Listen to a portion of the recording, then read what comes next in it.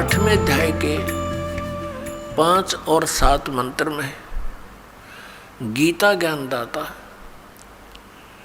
अपने विषय में बता रहा है कि मेरी भक्ति कर मुझे प्राप्त होगा, लेकिन ओम नाम का जाप कर, ओम नाम से जो परम गति होगी वो ब्रह्मलोक प्राप्ति है। ब्रह्मलोक में गए प्राणी फिर वापस आते हैं, जन्म मृत्यु में रहते हैं। और गीता ज्ञानदाता स्वयं भी कहता है मेरे भी और अर्जुन तेरे भी बहुत जन्म हो चुके, तो नहीं जानता। तो इससे पूर्ण मोक्ष और सनातन परम धाम और परम शांति नहीं हो सकती।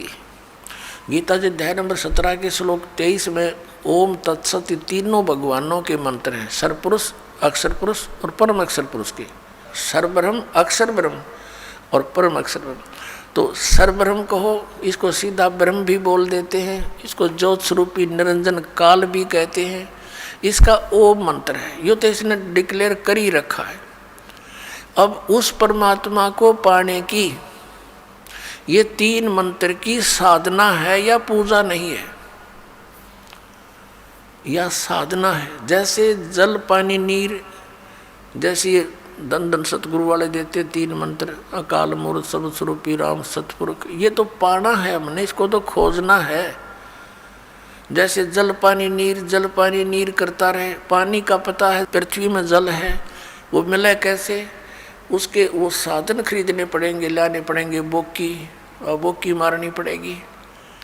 सांस उस वास की, ये 2 मंत्र का ओम और तत् ये सांकेतिक है, ये अक्षर पुरुष का मंत्र है जिसको परब्रह्म भी कहते हैं।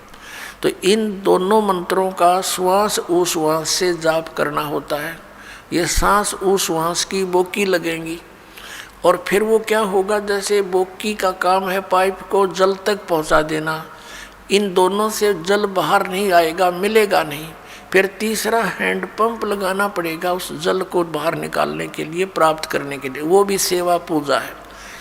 ऐसे ही इन 2 मंत्रों से, जो सतनाम के 2 अक्षर का मंत्र है, एक ओम और एक तत्, सांकेतिक दास बताता है इस पृथ्वी पर 21 ब्रह्मांड में इस दास के अतिरिक्त ना इस नाम से कोई परिचित है 3 मंत्र से, और ना ही कोई अधिकारी है, ये सत्कर मान लेना।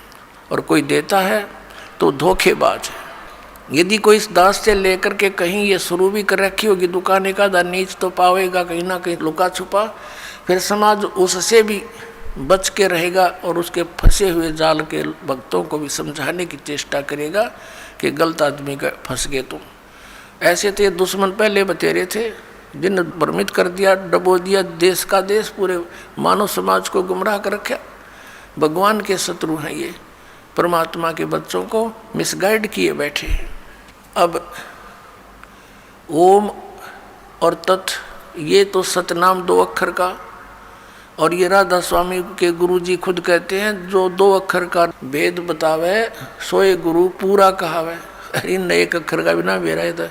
5 नाम काल के 5 उनका जाप करते हैं, जिस कारण से इनका मुखिया भी भूत की योनि प्राप्त किए हुए हैं और अपनी से सैबुकी में बढ़कर प्रवेश करके हुक्का पीवे और चूरमा खावे, रोटी खावे। अब खा यहीं पर खा धक्के, क्योंकि संत मिले नहीं और पिछली पुण्यकर्मी प्राणी थे ये महात्मा, आगे चार्जर ठीक मिला नहीं, सतभक्ति मिली नहीं, पिछली बैटरी डिस्चार्ज होगी, पुनक्षीण हो गए, भूता बनना था। फिर करोड़ों लोगों को गुमराह करने का दोष सिर पर रख ले गया, वो तो दुर्गति इसकी न्यारी होगी।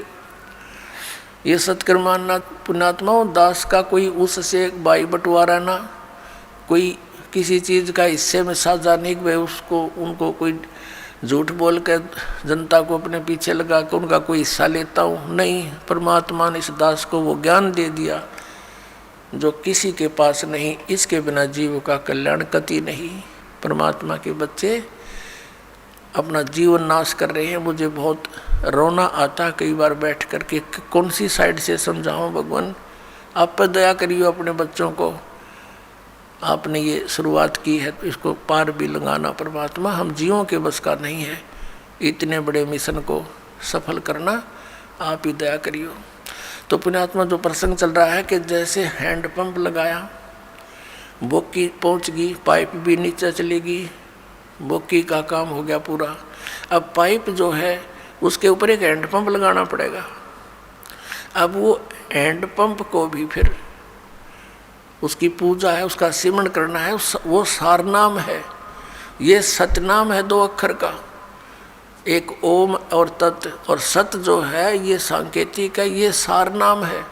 तो ये पूरे प्रोसीजर का सिमरण करने से पूरा सिस्टम जब सिमरण लगेगा तो पूरे सिस्टम से पानी बाहर आएगा। तो हम पूजा नहीं करते, ये पूजा तो हम जल की करते हैं, हैंडपंप लगाए हैं, जल की पूजा कर रहे हैं। उस वस्तु को प्राप्ति के लिए जो भी हम साधन अपना रहे हैं वो तो साधन है। तो ऐसे ये साधना है उस परम अक्षर ब्रह्म के पाने की। ओम तत्सत इति निर्देश ब्रह्मण है तिर्विधय समर्थ है, उस सच्चिदानंद घन ब्रह्म के सिमरण की, उसको प्राप्ति करने की ये 3 मंत्र का निर्देश है। तो अब गीता जी अध्याय नंबर 8 के श्लोक नंबर 7, 5 के अंदर तो वो अपने विषय में कहता है मेरी भक्ति कर मुझे प्राप्त होगा, लेकिन जन्म मृत्यु तेरी भी रहेगी मेरी भी रहेगी। गीता जी अध्याय नंबर 8 के ही श्लोक नंबर 8, 9, 10 में गीता ज्ञानदाता कहता है कि उस परम अक्षर ब्रह्म आदि पुरुष परमेश्वर की भक्ति करने वाला उसी को प्राप्त होता है। उसके लिए इसने ऑप्शन छोड़ दिया कि मुझे मालूम नहीं, तत्वदर्शी संतों को पूछो। अब प्रसंग चल रहा है कि 7वें अध्याय के 29वें श्लोक में कहा है कि अर्जुन जब तुझे पूरा अध्यात्म ज्ञान हो जाएगा और तत्व ज्ञान से उस तत्वब्रह्म से परिचित हो जाएगा और सभी कर्मों से परिचित हो जाएगा, फिर वो प्राणी यहाँ की किसी वस्तु की डिमांड नहीं करता। तो पुण्यात्माओं ये कर्मों की जानकारी आपको दी जा रही है आज के सत्संग में। अब जैसे शंका आ जाती है कि एक तरफ तो विधान है परमात्मा का कि जैसे भी कर्म प्राणी करेगा उसका फल उसको अवश्य मिलेगा, दूसरी तरफ ये कहा जाता है गुरु बिन माला फेरते गुरु बिन देते दान, गुरु बिन दोनों निष्फल हैं चाहे पूछो वेद पुराण। वे गुरु जी के बिना कोई दान पुण्य करते हैं वो व्यर्थ है, भक्ति भी करते हैं वो भी व्यर्थ है।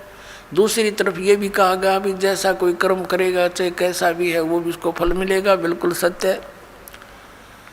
अब जैसे इन संतों ने मनमुखी जाप किए, किसी वेद के एक मंत्र को लेकर उसको सिद्ध करने के लिए सैकड़ों वर्ष बैठे रहे। अब परमात्मा के निमित्त किसी मंत्र को लेकर वेद के मंत्र का जाप रह रहकर करने से उसके अंदर सिद्धियां आ जाती हैं।